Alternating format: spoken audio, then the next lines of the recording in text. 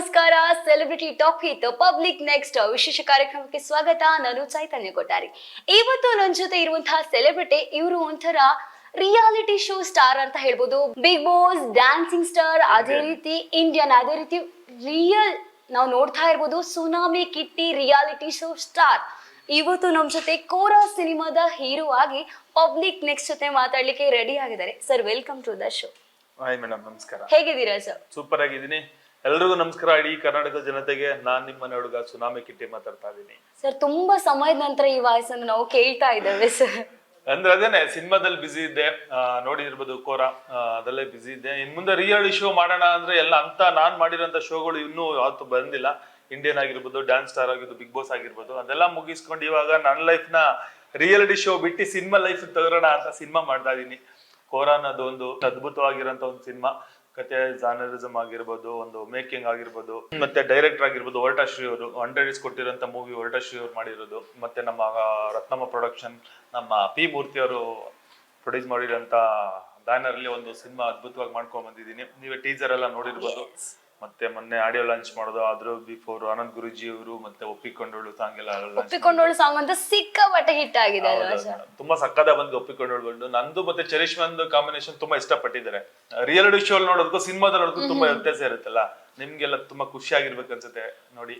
ಎಷ್ಟನೇ movie sir ಇದು? ಮೊದ್ಲೇನ ಮೂವಿನ ಅಲ್ಲ ಇದಕ್ಕಿಂತ ಮುಂಚೆ? ಮೂವಿ ಯಾವುದು ಮಾಡಿಲ್ಲ ನಾನು. ಏನೇ ಮಾಡಿದ್ರು ಒಂದ್ ಲೈಫ್ ಅಲ್ಲಿ ನಂದೇ ಒಂದಂತ ಎಥಿಕ್ಸ್ ಅಂತ ಇರುತ್ತೆ. ನಾನ್ ಮಾಡೋಂತ ಫಸ್ಟ್ ಒಂದು ಶೋನು ಇಟ್ಟಾಗಿದ್ದೀನಿ. ಪ್ರತಿ ನಾನ್ ಮಾಡೋಂತ ಸಿನಿಮಾನು ಇಟ್ಟಾಗ್ಲೇಬೇಕಂತಾನೆ ಕಷ್ಟಪಟ್ಟು ಮಾಡಿರೋದೇ ಕೋರಾ. ಸರ್, ಈಗ ನೀವು ಆಸ್ ಎ ಒಂದು ಕೋರಾ ಸಿನಿಮಾದಲ್ಲಿ ಹೀರೋ ಆಗಿ ಮಾಡ್ತಾ ಇದ್ದೀರಾ ಸರ್. ಅದು ಕೂಡ ಮೊದ್ಲಿನ ಮೂವಿ ಅಂತ ಹೇಳಿದಿರಾ. ರೆಸ್ಪಾನ್ಸಿಬಿಲಿಟಿ ತುಂಬಾನೇ ಹೈ ಇರುತ್ತೆ ನಿಮ್ ಮೇಲೆ. ಯಾವ ರೀತಿ ಎಲ್ಲ ಪ್ರಿಪರೇಷನ್ ಮಾಡ್ಕೊಂಡ್ರಿ ಸರ್ ಈ ಸಿನಿಮಾಗೋಸ್ಕರ? ಪ್ರಿಪರೇಷನ್ ಅನ್ನೋದಕ್ಕಿಂತ ಮಸ್ಟ್ ನಾನು ಫಸ್ಟ್ ಆಕ್ಚುಲಿ ರಿಯಾಲಿಟಿ ಶೋ ಬರೋಕ್ ಮುಂಚೆನೆ ಗೋಲ್ಡ್ ಮೆಡಲ್ ಮಾರ್ಷಲ್ ಆರ್ಟ್ಸ್ ಅಲ್ಲಿ ಗೋಲ್ಡ್ ಮೆಡಲ್ ಮಾಡ್ತಿದ್ದೆ. ಮಾರ್ಷಲ್ ಆರ್ಟ್ಸ್ ಗೋಲ್ಡ್ ಮೆಡಲ್ ಮಾಡಿದಾಗ ಈ ಸಿನಿಮಾದಲ್ಲಿ ನಾನು ಮೂರ್ತಣ್ಣ ಒಡನಾಟ ತುಂಬಾ ಒಂದು 10 ವರ್ಷದ ಫ್ರೆಂಡ್ಶಿಪ್. ರಿಯಾಲಿಟಿ ಶೋಗೆ ಯಾವಾಗ ಬಂದ್ ಅವಾಗಿಂದನೂ ಮೂರ್ತಣ್ಣ ಫ್ರೆಂಡ್. ನನಗೆ ಸಿನಿಮಾ ಮಾಡ್ಬೇಕು ಅಂದ್ರೆ ಸುಮಾರು ಆಫರ್ಗಳು ಬಂತು. ಬಟ್ ಒಳ್ಳೆ ಕತೆ, ಒಳ್ಳೆ ಬಜೆಟ್ ಅಲ್ಲಿ ಮಾಡ್ಬೇಕು, ನನಗಿರೋ ಟ್ಯಾಲೆಂಟ್ ನ ಜನಕ್ಕೆ ತೋರ್ಸ್ಬೇಕಿನ್ನ ಸಿನಿಮಾ ಮುಖಾಂತರ. ರಿಯಾಲಿಟಿ ಶೋ ಏನ್ ನೋಡಿದ್ರೆ ಸುನಾಮಿ ಕಿಟ್ಟಿ, ನಾನು ಸಿನಿಮಾದಲ್ಲೇ ಬೇರೆ ತರ ನೋಡ್ಬೇಕನ್ನ ನನ್ನ ಆಸೆ ಇರೋದೆ. ಅದನ್ನ ತೋರ್ಸ್ಬೇಕಂತಾನೆ ಮೂರ್ತಣ್ಣ ನನಗೆ ಒಂದು ಡೈರೆಕ್ಟರ್ನ ಹುಡುಕಿ ಹೊರಟಾಶ್ರೀ ಅವ್ರನ್ನ ಮಾಡಿ ನನಗೆ ಪ್ರೊಡ್ಯೂಸ್ ಮಾಡಿ ಈ ಕೋರಾ ಅನ್ನೋದು ಲೆವೆಲ್ ತಗೊಬಂದಿನಿ. ಈ ಕೋರಾಗ ಪ್ರಿಪರೇಷನ್ ಅಂತ ಏನ್ ಹೇಳಿದ್ರೆ ಪ್ರಾಕ್ಟೀಸ್ ಎಲ್ಲ ಅಂದ್ರೆ ಆಕ್ಟಿಂಗ್ ಯಾವ ತರ, ರಿಯಾಲಿಟಿ ಶೋ ಅಲ್ಲಿ ಆಕ್ಟಿಂಗ್ ಬೇರೆ, ಸಿನಿಮಾದಲ್ಲಿ ಆಕ್ಟಿಂಗ್ ಬೇರೆ. ಅದನ್ನೆಲ್ಲ ಶ್ರೀ ಅವರು ತುಂಬಾ ಚೆನ್ನಾಗಿ ನೀಟಾಗಿ ಹೇಳ್ಕೊಟ್ರು. ನನಗೆ ಡೈರೆಕ್ಟರ್ ಸರ್ ಇದಾರಲ್ಲ ತುಂಬಾ ಚೆನ್ನಾಗಿ ಹೇಳ್ಕೊಟ್ರು. ಈ ತರ ಇರ್ಬೇಕು, ಹಿಂಗಿರ್ಬೇಕು ಎಲ್ಲ ಹೇಳ್ಕೊಟ್ಟು ಒಂದು ಆಕ್ಟಿಂಗ್ ಕಲೆನ ನನಗೆ ತುಂಬಿ ಸಿನಿಮಾ ಮುಖಾಂತರ ಹೊರಗಡೆ ಬರ್ತಾ ಇದ್ದೀನಿ ನಾನು. ರಿಯಾಲಿಟಿ ಶೋ ಸ್ಟಾರ್ ಅಂತ ಹೇಳಿ ಆಲ್ರೆಡಿ ಇಂಟ್ರೊಡಕ್ಷನ್ ಹೇಳಿದೆ ಸರ್. ರಿಯಾಲಿಟಿ ಶೋಗ್ ಮತ್ತು ಸಿನಿಮಾಗೂ ನಿಮ್ ಪ್ರಕಾರ ಏನಿಲ್ಲ ವ್ಯತ್ಯಾಸ ಇದೆ? ರಿಯಾಲಿಟಿ ಶೋ ಅಲ್ಲಿ ಮೇಡಮ್ ಒಂದೇ ಟೇಕ್ ಅಲ್ಲಿ ಮಾಡ್ಬೇಕು, ಇದನ್ನ ಟೇಕ್ ತಗೊಂಡ್ ಮಾಡ್ಬೇಕು ಅಷ್ಟೇ. ಅದ್ರಲ್ಲಿ ಒಂದೇ ಟೇಕ್ ಅಲ್ಲಿ ಆಕ್ಷನ್ ಹೇಳೋದಕ್ಕಿಂತ ರಿಯಾಲಿಟಿ ಶೋ ತುಂಬಾ ಟಫ್ ಇರುತ್ತೆ.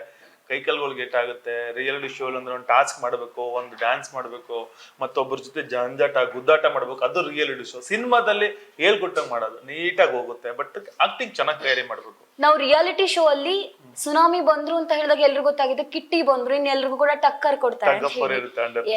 ಕೋರಾ ಸಿನಿಮಾದ್ರಲ್ಲಿ ಯಾವ ರೀತಿ ಟಕ್ಕರ್ ಕೊಟ್ಟಿದ್ದೀರಾ ಸರ್? ಕೋರಾದಲ್ಲಿ ಮೇಡಮ್ ನೀವು ಎಕ್ಸ್ಪೆಕ್ಟೇಷನ್ ಮಾಡಲ್ಲ.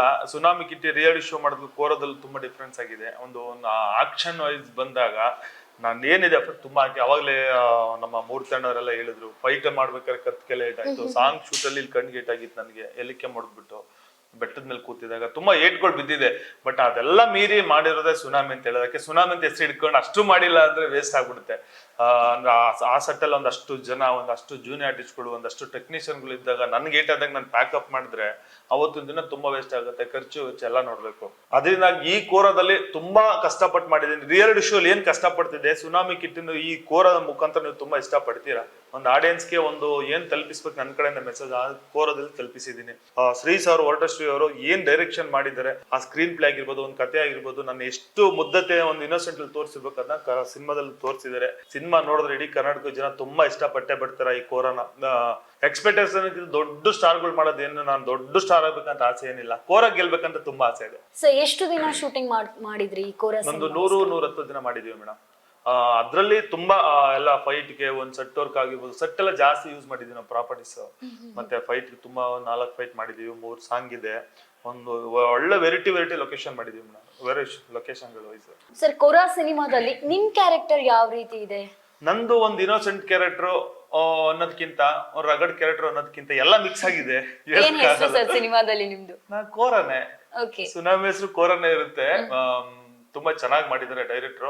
ನನ್ನ ಕ್ಯಾರೆಕ್ಟರ್ನ ಯಾವ ತರ ತಗೊಂಡೋಗ್ಬೇಕು ಇವತ್ತಿನ ಟ್ರೆಂಡ್ಗೆ, ನಾನು as A reality show winner ಆಗಿರ್ಬೋದು, ಬಟ್ ಸಿನಿಮಾದಲ್ಲಿ ವಿನ್ನರ್ ಆಗ್ಲೇಬೇಕು ಅಂತ ಕಿಟ್ಟಿನ ಆ ಡೈರೆಕ್ಟರ್ ಆ ತರ ತಗೊಂಡೋಗಿದ್ದಾರೆ. ಈ ಪೋಸ್ಟ್ ನೋಡಿದ್ರೆ ನಿಮ್ಗೆ ಗೊತ್ತಾಗ್ಬೋದು.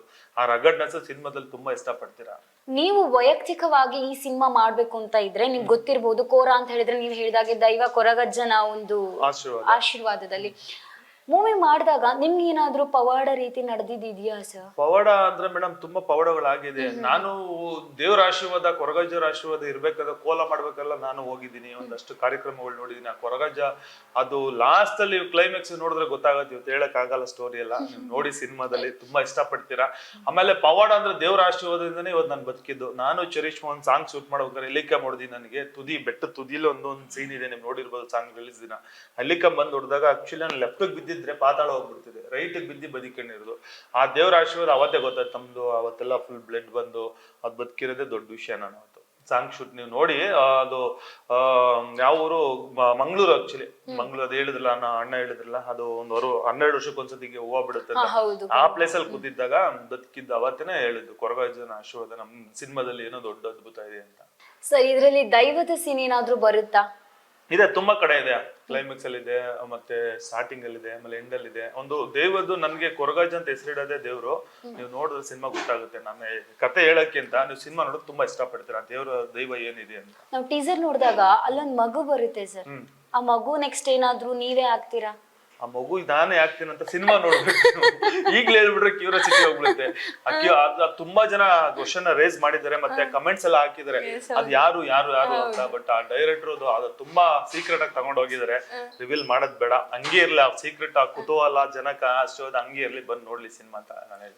ಲವ್ ಸೀನ್ಸ್ ಇದೆ ಅಂತ ಹೇಳಿ, ಲವ್ ಸೀನ್ಸ್ ಅಂತ ಹೇಳಿದ್ರೆ ಯಾವ ರೀತಿ ಇದೆ ಸಿನಿಮಾದಲ್ಲಿ? ಲವ್ ಸೀನ್ ಅಂದ್ರೆ ಕೈ ಹಿಡ್ಕೊಂಡು ಡ್ಯಾನ್ಸ್ ಮಾಡೋದು, ನೋಡೋದು, ಕಣ್ಣಲ್ಲೇ ಲವ್ ಸ್ಟೋರಿ ಅಷ್ಟೇ ಸಿನಿಮಾದಲ್ಲಿ. ಏನಿಲ್ಲ ಎಕ್ಸ್ಟ್ರಾ.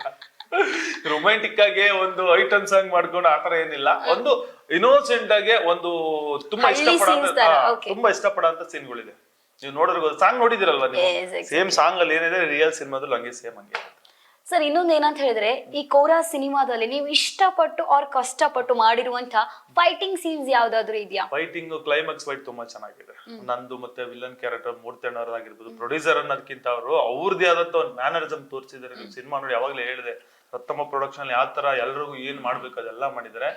ಆ ಪ್ರೊಡ್ಯೂಸರ್ ಅನ್ನೋದು ಬಿಟ್ಟು ಅವರು ಕೆಲಸ ಮಾಡಿ, ಸಟ್ಟೋರ್ ತರ ಸಟ್ ಬಾಯ್ ಕೆಲಸ ಮಾಡಿ, ಎಲ್ಲಾ ತರ ಮಾಡಿ, ಎಲ್ರಿಗೂ ಊಟ ಬಡಿಸಿ ಫ್ಯಾಮಿಲಿ ಮಾಡಿ, ನಮಗೂ ಒಂದು ಕಲ್ಸ್ಕೊಟ್ಟು ಒಂದೆಲ್ಲ ಪ್ರತಿಯೊಂದು ಈ ತರ ಇರ್ಬೇಕಂತ ಹೇಳ್ಕೊಟ್ಟು, ಅದೇ ಗ್ಯಾಪ್ ಅಲ್ಲಿ ಅವ್ರು ಆಕ್ಟ್ ಮಾಡಿದ್ರಲ್ಲ, ನೀವು ನೋಡಿ ಅವ್ರಿಗೂ ಒಳ್ಳೆ ಟಗ್ ಆಫ್ ವಾರ್ ಇರುತ್ತೆ. ನಮ್ಮ ಕ್ಯಾರೆಕ್ಟರ್ ಅವ್ರಿಗೂ ತುಂಬಾ ಹತ್ರ ಆಗುತ್ತೆ, ಇಷ್ಟಪಡ್ತೀರಾ ಕ್ಯಾರೆಕ್ಟರ್. ಅದು ಕಠೋರ್ ಅನ್ನೋ ಒಂದು ಕ್ಯಾರೆಕ್ಟರ್ ತುಂಬಾ ಇಷ್ಟಪಡ್ತೀರಾ. ಸರ್ ನೀವು ಕೂಡ ಬಿಗ್ ಬಾಸ್ ಸ್ಪರ್ಧಿಯಾಗಿ ನಾನು ನಿಮ್ಮ ಹತ್ರ ಕೇಳ್ತಾ ಇದ್ದೇನೆ ಕ್ವಶನ್. ಬಿಗ್ ಬಾಸ್ ನೋಡ್ತಾ ಇದ್ದೀರಾ? ಸೀಸನ್ 11 ನೋಡ್ತಾ ಇದೀನಿ. ಎಲ್ಲ ಕ್ವಾಟ್ಲೆ ಇದೆ, ರಿಯಲ್ ಶೋ ನೋಡೇ ಎಲ್ಲ ಬೇಕಲ್ಲ.